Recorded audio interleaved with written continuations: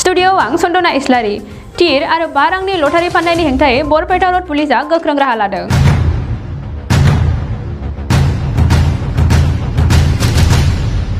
सा 10 टिकेट फानग्राया हमजादों, लोगोसेनो टिकेटजों लोगोसे नोगोद रांबो हमनो हादों।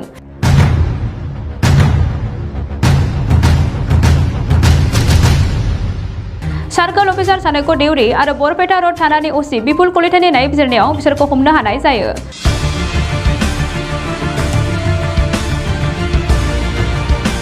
आसामनि गिबि मन्त्रि डक्टर हिमन्त बिश्व शर्मानि बिथोन बायदियै गोख्रों राहायै हमनो हादों सा 10 सुबुंखौ। हमजानाय सुबुंफोरा टिर आरो 5 रांनि टिकेटखौ सिरियै फानखोमादोंमोन। हमजानाय टिकेट फानग्राफोरा फारियै सुरताज आली, मिजानुर रहमान, टिंकु बर्मन, बन्टी साहा, सनाराम दैमारी, परेश पन्डित, राजीव नाथ, बिश्वजित दे, कृष्ण राय आरो दिनेश कुमार पसवान। बरपेटा रडनिफ्राय अनजय बसुमतारीनि खौरां।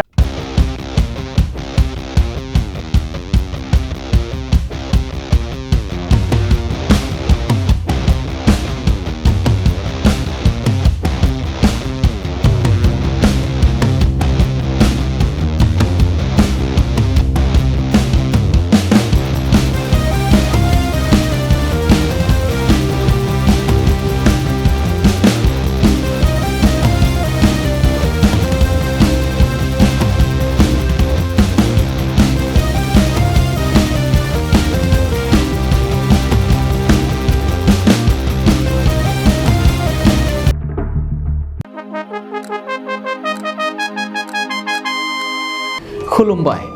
नै सफैलायबाय दुलाराय बर' फरायसा आफादनि थान्दै जखनथाया। दुलाराय बर' फरायसा आफादा खुंगा 54थि थान्दै सावरायमेलखौ गोजोनै खुंफुंनो कार्बि आंलं जिल्लानि लांहिं नोगोरनि हाजोआरि गोजोन फोथाराव थि खालामबाय। गासैबो हारि हारिसाफोरनिसिम बानजाय आफादनिफ्राय मोनसे फोसावनाय जादों।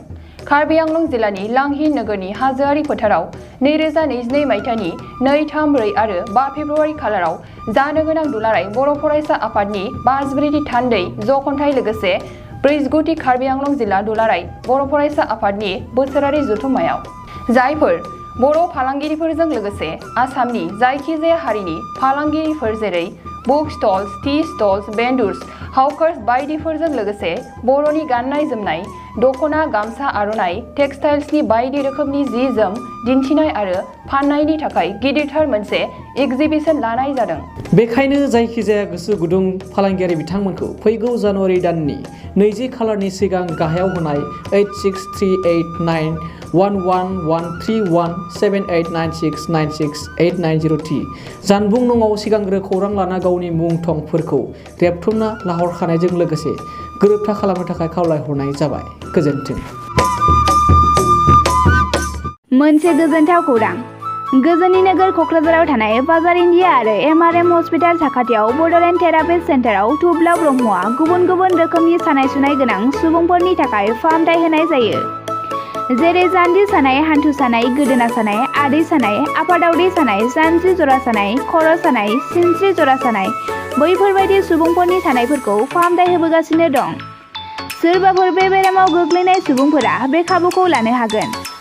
गोबां मिन्थिनो थाखाय नैबे जानबुं नङाव फन खालाम 9974030738।